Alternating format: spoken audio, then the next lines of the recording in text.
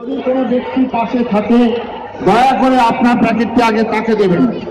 আমরা সনাতন ধর্মের মানুষ, এই ধর্মের মানুষ কিভাবে আত্মত্যাগ করেছেন সমাজের জন্য, দেশের জন্য, তাই প্রসাদ হয়তো আমরা পর্যাপ্ত ব্যবস্থা করেছি।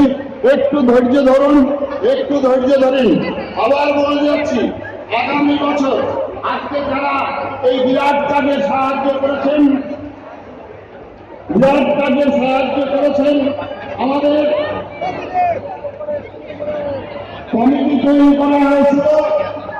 আমি নির্গুণানন্দ মহারাজ এবং বন্ধু গৌরব মহারাজ, আমাদের জগদ্ধাত্রী মহারাজ, তিনজনে ছিলেন। মুখ্য সংগঠক ছিল আমাদের মানব ভট্টাচার্য, মুখ্যদের তার মাথা থেকে এসেছিল এই সম্মেলনের ব্যবস্থা। আর সদা সর্বক্ষণ